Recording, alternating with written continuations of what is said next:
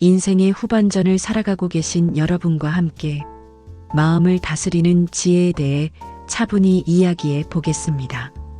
60대, 70대를 살아간다는 것은 이미 수많은 폭풍우를 통과해 왔다는 뜻입니다. 가난과 풍요, 기쁨과 슬픔, 건강과 병, 그리고 셀 수 없는 걱정과 눈물까지. 이제는 이런 생각이 드실지도 모릅니다. 앞으로 남은 시간은 어떻게 살아야 덜 힘들까? 어떻게 해야 서운함과 걱정에서 조금 더 자유로워질까? 오늘 이 시간은 그 질문에 부처님의 지혜로 천천히 답해보는 시간입니다. 라디오 듣듯 편하게 들으셔도 좋고 중간중간 눈을 감고 따라 해보셔도 좋습니다. 자, 천천히 시작하겠습니다. 먼저 지금 이 순간 살며시 자신의 마음을 한번 바라봐 주시겠습니까?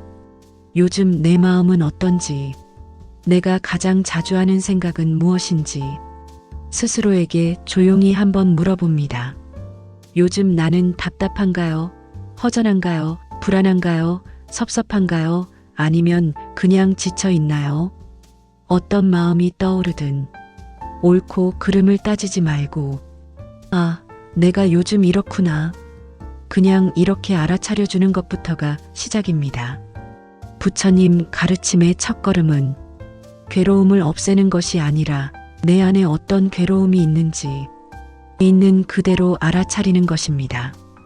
평생 가족을 돌보느라, 자식 뒷바라지하느라, 먹고 사느라, 정신없이 달려오느라 정작 내 마음을 들여다본 시간은 그리 많지 않았을지 모릅니다.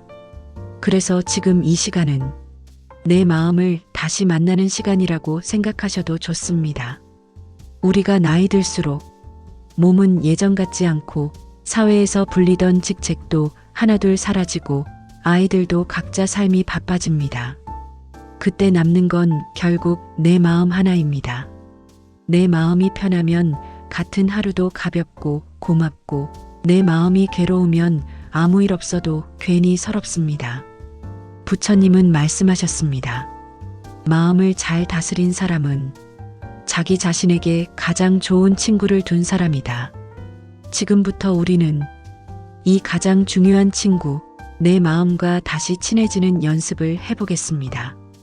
부처님은 삶에 대해 괴로움이 있다고 분명하게 말씀하셨습니다. 몸이 아픈 것도 괴로움, 사랑하는 이와 헤어지는 것도 괴로움, 원하는 대로 되지 않는 것 역시 괴로움입니다. 그런데 중요한 질문이 하나 있습니다. 왜 이렇게 괴로운가? 부처님은 그 뿌리를 집착과 기대에서 찾으셨습니다. 아이들이 내 마음처럼 살았으면 좋겠다. 몸이 예전 같았으면 좋겠다. 경제적으로 더 여유가 있었으면 좋겠다. 나를 좀 더 알아봐줬으면 좋겠다. 했으면 좋겠다라는 마음 자체가 나쁜 것은 아니지만 현실과의 거리가 너무 멀어질수록 그 사이에 괴로움이 자라납니다. 현실은 이렇고 내 기대는 저 멀리에 있을 때 그 틈새에서 서운함과 분노, 좌절이 올라옵니다. 부처님은 있는 그대로 보라고 가르치셨습니다. 여기서 있는 그대로란 체념이나 포기가 아니라 냉정하고 따뜻한 관찰입니다. 내 몸이 예전 같지 않다. 슬프지만 사실입니다. 아이들이 이제는 나보다 자기 가정을 더 우선한다. 서운하지만 이것 또한 사실입니다. 우리가 할 일은 사실에서 눈을 돌리지 않고 그 위에서 지혜롭게 선택해 보는 것입니다. 그래, 몸이 예전 같지 않으니 이제는 남을 돌보는데 너무 무리하지 말고 내 건강과 휴식에도 시간을 써야겠다.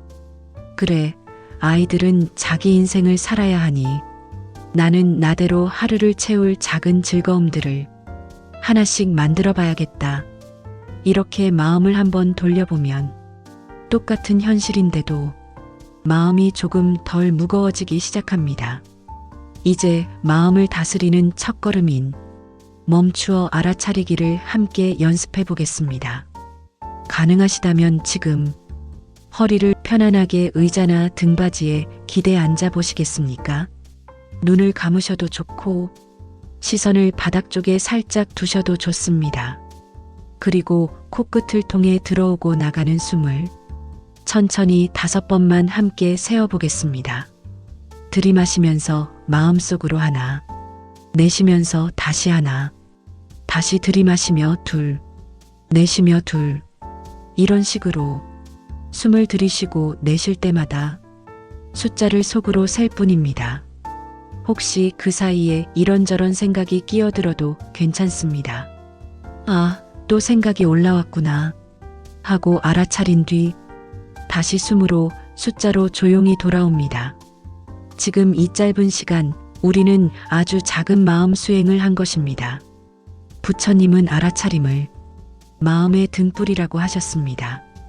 알아차림이라는 등불이 켜져 있으면 분노와 불안, 서운함이 나를 완전히 끌고 가지 못합니다. 대부분의 사람들은 감정이 올라오는 줄도 모른 채 그 감정에 휘말려 말을 내뱉고 행동을 합니다. 하지만 지금처럼 아, 내가 숨을 쉬고 있구나. 내 마음이 지금 이렇구나. 알아차리는 순간 우리는 감정의 주인이 되고 감정에 끌려다니지 않게 됩니다. 평생 남을 돌보느라 내 마음을 제대로 돌보지 못하셨다면 이제부터라도 하루에 1분, 3분이라도 숨을 바라보며 내 마음과 다시 연결되는 시간을 가져보시기 바랍니다. 이제 많은 분들의 마음을 괴롭히는 분노와 섭섭함 이야기를 해보겠습니다. 60대 이후에 자주 올라오는 감정 중 하나가 바로 서운함입니다. 전화 한 통 해주면 얼마나 좋냐? 명절에 얼굴 좀 보여주면 되지. 내가 어떻게 키웠는데 이렇게 무심하냐? 이렇게 서운함이 쌓이면 마음속에 분노가 자라납니다. 그런데 그 뒤에는 언제나 기대와 당연함이 숨어 있습니다.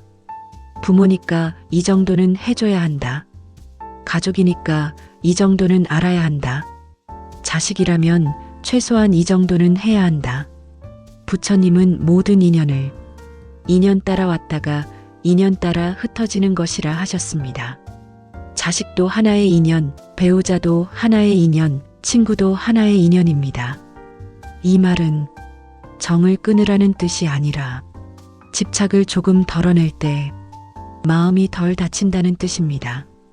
누군가가 내게 상처되는 말을 하고 떠나갈 때 부처님은 이렇게 물으십니다. 누군가 불덩이를 나에게 던질 때 내가 그 불을 손에 꽉 쥐면 누가 먼저 데이겠는가?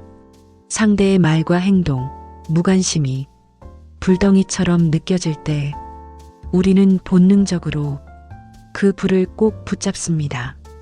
어떻게 나한테 그럴 수가 있어? 두고 보자. 평생 잊지 않을 거야. 그런데 그 순간 먼저 데이는 사람은 상대가 아니라 바로 나입니다. 부처님은 분노가 올라올 때 그 분노를 붙잡지 말고 지나가는 구름처럼 보라고 하셨습니다. 구름을 손으로 붙잡을 수 없듯이 감정도 붙잡을수록 더 괴로워집니다. 그렇다면 실제로 어떻게 해야 할까요? 화가 치밀어 오를 때 가장 먼저 해야 할 일은 반응을 늦추는 것입니다. 말을 잠시 멈추고 문자도 잠깐 멈추고 전화를 바로 하지 말고 심호흡을 먼저 하는 것입니다. 속으로 이렇게 말해봅니다. 아, 지금 내 안에 화가 올라오고 있구나. 내 가슴이 뜨겁게 달아오르고 있구나. 그 다음 조금 전처럼 25번만 조용히 지켜봅니다. 그리고 스스로에게 묻습니다. 내가 지금 당장 이 말을 해버리면 내일 아침에도 후회하지 않을까? 이 질문 하나만 그 자리에서 스스로에게 던져봐도 우리가 뱉는 말의 절반은 막을 수 있습니다. 사람 사이의 상처는 대부분 그 한마디를 참지 못해 터져나올 때 생깁니다. 섭섭함을 줄이는 또 하나의 방법은 시선을 살짝 바꿔보는 것입니다. 나는 지난 1년 동안 먼저 안부 전화를 얼마나 해봤을까? 우리는 자연스럽게 받는 것에 익숙합니다. 사랑도, 관심도, 전화도, 선물도. 하지만 부처님은 주는 마음이 넉넉한 사람이 결국 가장 많은 것을 받는다고 하셨습니다. 받지 못한 것에 매달리지 말고 내가 줄 수 있는 만큼만 먼저 건네보는 것입니다. 요즘 바쁜가 보더라. 잘 지내냐? 문득 생각나서 전화했다. 몸은 괜찮으냐? 건강 챙겨라. 이렇게 가볍게 안부를 먼저 건네보면 관계의 공기가 조금씩 달라집니다. 물론 기대한 만큼 돌아오지 않을 수도 있습니다. 그래서 더더욱 기대는 낮추고 나눔은 가볍게가 필요합니다. 내가 먼저 한 이 전화는 상대가 해줘야 해서가 아니라 내가 할 수 있어서 하는 것. 이 마음으로 나누기 시작하면 섭섭함은 줄고 내 마음의 자존감은 올라갑니다. 이제 나이듦과 함께 조용히 다가오는 또 다른 손님, 불안과 외로움에 대해 이야기해 보겠습니다. 60대 이후의 불안은 대부분 건강과 경제, 그리고 죽음과 관련되어 있습니다. 건강검진 결과는 또 뭐가 나올까? 혹시 큰 병이 생기면 어떡하지? 내가 없어지고 나면 남은 사람들은 어떡하지? 부처님은 세상을 관통하는 진리로 모든 것은 변한다고 말씀하셨습니다. 이 말은 차갑게 들리기도 하지만 사실은 큰 위로이기도 합니다. 왜냐하면 내 불안도, 외로움도, 슬픔도, 지금 이 괴로움도 언젠가는 반드시 지나간다는 뜻이기 때문입니다. 불안을 대하는 부처님식 지혜는 첫째, 불안을 적으로 보지 않는 것입니다. 불안은 내가 나를 지키고 싶어 해서 생기는 마음입니다. 내 몸이 소중하니까 걱정이 생기는구나. 내 삶이, 내 가족이 소중하니까 두려움이 따라오는구나. 이렇게 뿌리를 이해하면 불안이 나를 잡아먹는 괴물이 아니라 나를 보호하려는 마음의 한 모습처럼 보입니다. 둘째, 불안을 머릿속에서만 돌리지 말고 지금 내가 할 수 있는 가장 작은 한 가지 행동으로 옮겨보는 것입니다. 건강이 불안하다면 병원을 정기적으로 다니기, 가벼운 걷기를 하루 20분이라도 하기, 식사량을 조금 줄이고 물을 조금 더 마시기.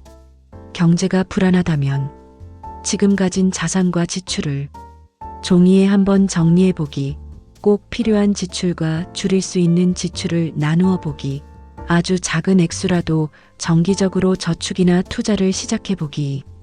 부처님은 생각은 길어질수록 괴로움이 되고 실천은 작더라도 괴로움을 덜어준다고 하셨습니다. 외로움 역시 마찬가지입니다. 사람이 없어서만 외로운 것이 아니라 내 마음과 연결되는 사람이 없다고 느낄 때 우리는 더 외로워집니다. 그래서 나이 들수록 관계의 숫자보다 대화의 깊이가 중요해집니다. 많은 사람과 얇게 관계 맺는 것보다 단 한 사람이라도 마음 깊은 이야기를 나눌 수 있다면 외로움은 크게 줄어듭니다. 혹시 지금 마음이 닿는 사람이 한 명 떠오르시나요? 예전에 마음이 잘 통하던 친구, 자주 보지는 못해도 전화하면 반가운 사람, 같은 동네에 사는 이웃이나 경로당, 종교 모임에서 마주치는 사람. 오늘 영상이 끝난 뒤 그 사람에게 전화를 한 통 해보셔도 좋습니다. 별일 아니고 그냥 목소리 한번 듣고 싶어서 이 한마디가 상대의 외로움도 내 외로움도 함께 덜어줍니다. 이제 관계를 조금 더 가볍게 만드는 부처님의 지혜를 이야기해 보겠습니다. 부처님의 가르침 중에 마음을 가장 자유롭게 해주는 것이 바로 나를 조금 내려놓는 연습입니다. 우리는 평생 이렇게 살아왔습니다. 내 생각이 맞다. 내가 더 많이 안다. 내가 살아봐서 아는데. 특히 자식이나 손주와 대화할 때 이 마음이 더 강하게 올라옵니다. 아니, 그건 아니지. 내가 다 겪어봐서 하는 말이다. 물론 오래 살아온 어른으로서의 지혜는 무척 소중합니다. 하지만 관계에서는 누가 옳으냐보다 우리가 가까워지느냐가 더 중요할 때가 많습니다. 부처님은 나라는 생각이 강할수록 마음이 더 자주 상한다고 하셨습니다. 그래서 의견이 부딪힐 때마다 속으로 이렇게 한번 물어보는 연습을 권하셨습니다. 지금 이 상황에서 내가 꼭 이겨야 할까? 내가 맞다는 걸 증명하는 것이 정말 이 관계를 살리는 길일까? 그리고 한 문장을 연습해 봅니다. 그래, 내 말도 일리가 있다. 나는 이렇게 생각하지만 내 생각도 이해는 된다. 이 말 한마디가 관계의 공기를 부드럽게 바꿉니다. 이건 져주는 것이 아니라 내 생각만이 전부가 아니다라는 부처님의 지혜를 실천하는 것입니다. 또 하나 관계를 가볍게 하는 지혜는 기대치를 낮추는 것입니다. 우리는 가까운 사람에게 기대치가 가장 높습니다. 배우자라면 이 정도는 해줘야지. 자식이라면 부모에게 이 정도는 해야지. 하지만 부처님은 말씀하십니다. 각자는 자기 업과 인연에 따라 산다. 상대는 내 마음의 연장이 아니라 나와 인연이 닿은 또 하나의 세상입니다. 그래서 이렇게 생각을 바꿔보게 됩니다. 그래, 저 사람은 저 사람대로 지금의 형편 안에서 나름 최선을 다해 살고 있겠지. 내 기준으로 부족해 보이지만 저 사람도 자기 나름의 어려움과 싸우고 있겠지. 이렇게 바라보는 순간 원망이 조금씩 연민으로 바뀌고 관계는 덜 상처나게 됩니다. 이제부터는 내일부터 바로 실천해 볼 수 있는 작은 마음 수행 습관들을 알려드리겠습니다. 먼저 아침에 눈을 뜰 때입니다. 대부분의 사람들은 눈을 뜨자마자 이렇게 생각합니다. 아, 또 하루가 시작이네. 오늘은 또 뭘 해야 하지? 몸이 왜 이렇게 쑤셔? 이렇게 하루를 시작하면 이미 마음의 무게가 내려앉은 상태에서 하루가 출발합니다. 부처님식 마음 다스리기는 아주 간단한 곳에서 시작합니다. 눈을 뜨고 숨을 한번 깊게 들이마신 뒤 마음속으로 이렇게 말해보는 것입니다. 그래도 오늘도 눈을 떴구나. 오늘도 걸을 수 있구나. 오늘도 밥을 먹을 수 있구나. 이 세 문장만 고요하게 떠올려 보십시오. 감사는 상황이 완벽해서 생기는 것이 아니라 마음이 깨어 있을 때 자연스럽게 생깁니다. 아침에 떠올리는 이 짧은 감사가 하루 전체의 색깔을 달라지게 합니다. 두 번째 습관은 하루에 단 3분만 하는 호흡 명상입니다. TV를 켜기 전에, 잠들기 전에, 산책 나가기 전 등 자신만의 3분 자리를 하나 정해 놓습니다. 핸드폰 타이머를 3분에 맞추고 아까 했던 것처럼 조용히 숨을 바라봅니다. 생각을 없애려고 하지 말고 생각이 나면 생각이 났구나 하고 알아차리고 다시 숨으로 돌아옵니다. 3분은 짧지만 매일이 중요합니다. 부처님도 수행의 힘은 한 번의 길게가 아니라 짧게라도 자주라는 것을 강조하셨습니다. 세 번째 습관은 섭섭함이 올라올 때 입 밖으로 나오는 첫 말을 살짝 바꾸는 것입니다. 보통은 이렇게 말이 튀어나옵니다. 내가 너를 어떻게 키웠는데, 평생 가족을 위해 살았는데 너희가 이럴 수가 있냐. 이 말들은 너무나 이해되지만 듣는 사람의 마음 문을 꽉 닫아버리는 말입니다. 대신 이렇게 말해봅니다. 사실은 좀 서운했다. 내가 조금만 더 자주 보면 좋겠다. 나는 여전히 내가 잘 지내는 게 제일 좋다. 같은 마음이라도 원망의 말 대신 내 속마음을 솔직하게 보여주는 말로 바꾸면 결과가 달라집니다. 네 번째 습관은 하루에 한 번 아주 작은 나눔을 실천하는 것입니다. 부처님의 가르침 중심에는 보시, 즉 나눔과 자비가 있습니다. 나눔은 거창한 것이 아닙니다. 음식을 조금 나누어 주는 것, 택배 기사님께 수고 많으십니다. 한마디 건네는 것, 버스 기사님께 내릴 때 감사합니다. 인사하는 것, 경비 아저씨께 늘 고생 많으세요. 말 한마디 전하는 것, 이 작은 나눔들이 내 마음을 넉넉하게 만듭니다. 나누다 보면 깨닫게 됩니다. 아, 내가 아직도 누군가에게 필요한 사람이구나. 이 느낌이 노년의 자존감을 단단히 지켜줍니다. 5번째 습관은 잠들기 전에 오늘 하루 중 가장 고마웠던 한 장면을 떠올리는 것입니다. 우리는 보통 잠들기 전 이렇게 생각합니다. 오늘도 별일 없었네. 괜히 하루 보냈네. 하지만 눈을 감고 하루를 천천히 되돌리면서 가장 고마웠던 장면 하나를 떠올려 보십시오. 손주가 보낸 사진을 보고 웃었던 순간, 마트에서 어떤 아주머니와 나눈 짧은 덕담, 길가의 핀 꽃을 보며 잠깐 멈춰섰던 시간, 햇살이 따뜻해서 괜히 기분이 좋았던 길거리. 이 한 장면을 떠올리고 속으로 이렇게 말해봅니다. 그래, 오늘도 살아볼 만한 하루였다. 이렇게 잠들면 우리 마음 밑바닥에는 조용한 평온이 쌓여갑니다. 이제 이 모든 이야기를 마무리하며 부처님의 말씀한 구절을 마음에 새겨보겠습니다. 지나간 것은 이미 없고 오지 않은 것은 아직 없다. 오직 지금 이 순간만이 우리가 가진 전부다. 60년, 70년, 80년을 살아오신 지금 여러분이 가진 진짜 재산은 통장에 적힌 숫자만이 아닙니다. 기쁠 때도 견뎌내며 슬플 때도 버텨내며 수없이 넘어지면서도 다시 일어나 살아온 그 세월 자체가 가장 귀한 보물입니다. 이제 앞으로의 시간은 그 보물 같은 인생을 조금 더 가볍게, 조금 더 다정하게, 조금 더 지혜롭게 살아보는 기간입니다.